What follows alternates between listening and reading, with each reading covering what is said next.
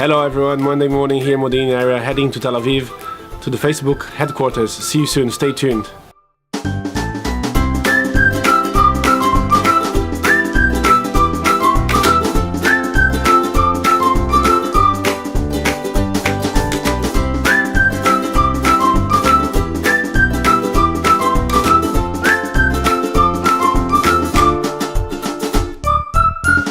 Hi Tahg, thank you very much for being interviewed for the vlog. I know you're a very busy guy and I know taking your time is not easy, but you make time, so thank you very much. Thanks for being here. I wanted to start telling everyone how I met you. So basically I was watching a Feld's vlog and I saw him interviewing you. And in the same day when I was going back home, I was waiting for the train and I see this guy, which was you, and I was like, oh, should I talk to him? Should I not talk to him? And then I made the right decision. I went to talk to you, and since then, I think a year or so, like we just have a good relationship. You're always trying to help, so I'm very happy that I did that. And I think this is a very important tip that we can give to the Olim about the proactive, go for it and don't be afraid, don't be scared. So to start our vlog today, can you introduce yourself, where you're from, what you've been doing, what you're doing now? Sure. And before this, I just want to say I was very happy that you came up to me a year ago, and I'm happy that we stayed in contact and that you're here again today.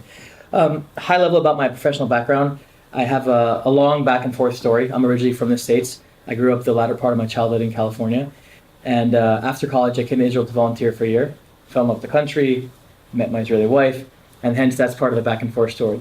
Professional-wise, I've actually had the fortunate pleasure of working at some great companies in recruiting over the past 15 plus years.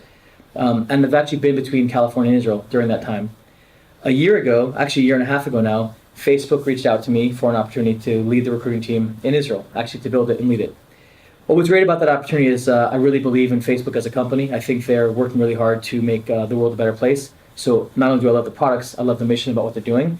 And I had the opportunity to take that opportunity to come back to Israel where my wife and family actually wanted to live. So it was really just like the cake and eat it too type of thing for my story. So long story short, we made the plunge and we came back here, and I've been here ever since.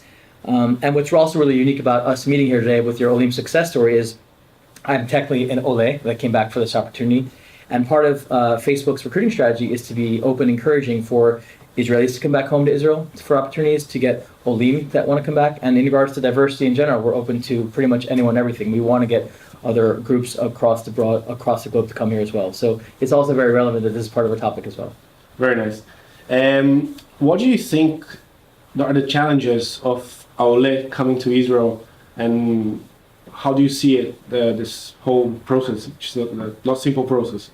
I think if you realize that you're moving to a new country, there's a new culture, new language. I myself have done this back and forth 5 times now over the past 20 years, since 1998 until now. I've been moving back and forth between Israel and California.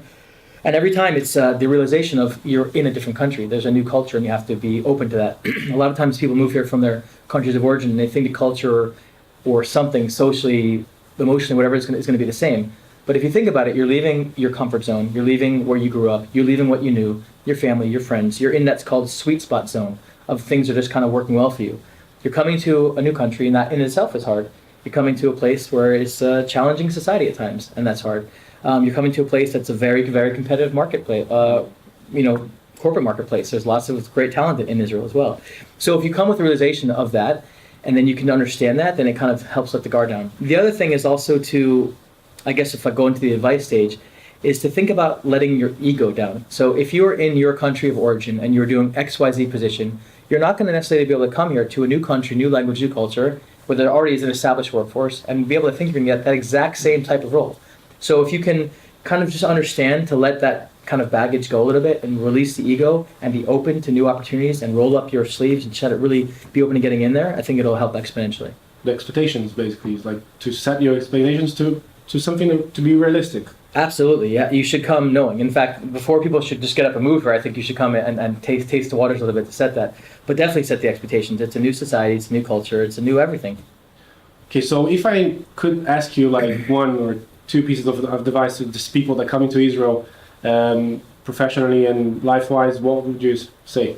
I actually think it's really connected to what you did a year ago. So you saw Hello Folds vlog, and you came up to me at the train station to ask another person about potential advice or networking tips and things like that.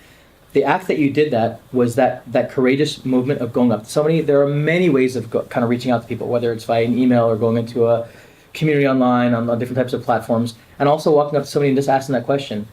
Hillel and myself have something very much in common, which is we want to help other people, network and find opportunities and things like that. But we're two of thousands, if not hundreds of thousands of people in Israel that want to help people with that type of help.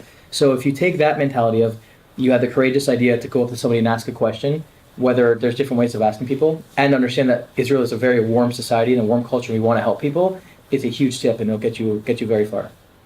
Amazing. Thank you very much. Cool. It was a pleasure to interview. Thanks so much for being here. Thank you. Appreciate it.